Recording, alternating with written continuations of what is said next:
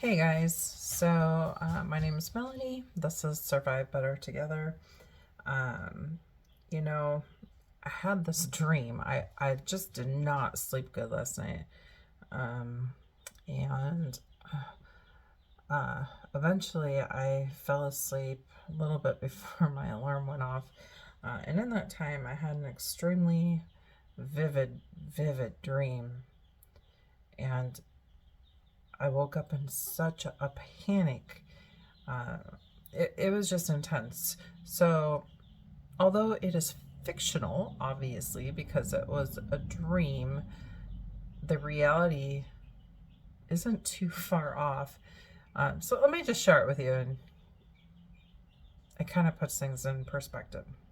So, in this particular dream, I was checking that weather map, just seeing how the weather was going to be. We've had crazy weather, right? Everybody's been having crazy weather.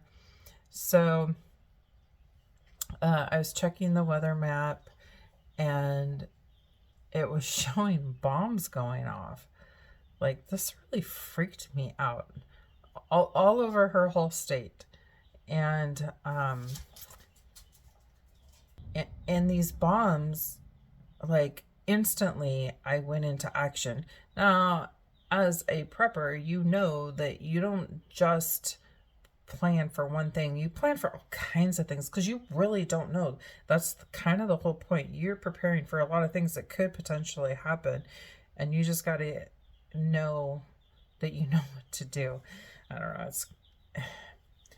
know. It's a lifestyle, really. So anyway, immediately I called my mom and I said, "Mom, I need you to be out of the house within 30 minutes. She's like, "I can't right now. I don't have time for this." I said, "You need to stop." And I was in a very calm voice. And I said, "You need to listen to me. I'm telling you what to do. You're going to get every bit of food you have in your house. You're going to get your birth certificate, all your very important documents, your pictures, your book of pictures. Throw them in your car. Go to the bank and pull everything you can get out of your ATM immediately. If you can't do it in one swoop, go to the next bank and get the rest. Take whatever you can. If you can't get inside, just go to the ATM, get what you can, and you're going to head to us."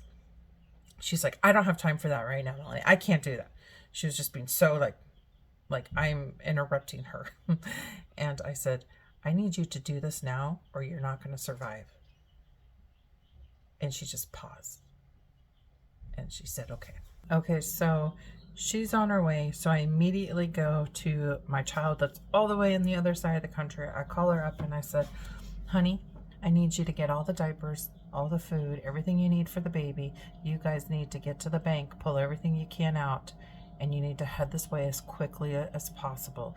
I said, "The banks are probably going to be closing down and you're not going to be able to get money. If you have to, make multiple stops. If you can't get inside, go to as many ATMs as you can and make sure your gas is full. And hopefully, just hopefully, you can get across the United States with being able to get gas. If not, things might get real bad. Make sure you're prepared. Grab everything that you can possibly get that you're going to need. Grab your birth certificates, grab your marriage license." She's like, "Mom, I got my hubby. I'm fine." I said, "You need to go. You need to go now." She starts crying.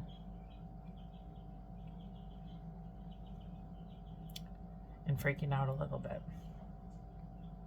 But I think she understood something was happening.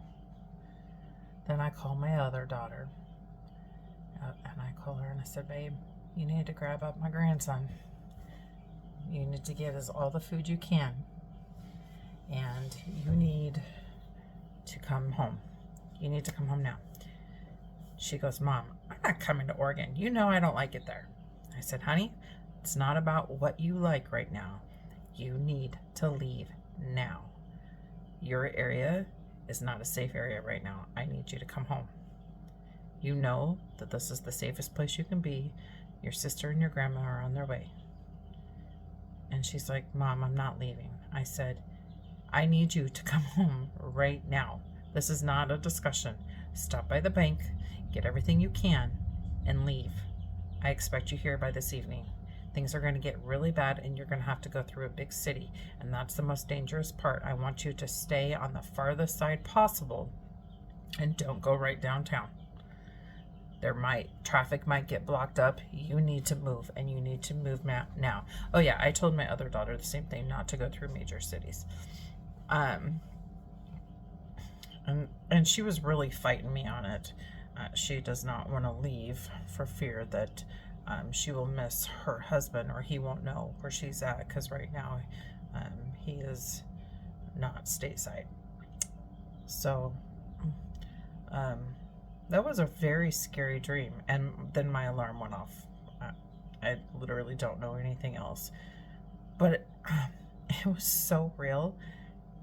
And I think the worst part is that's actually something that could happen. Minus one particular state getting bombed to creation. I mean, yeah, honestly, that probably still could happen too.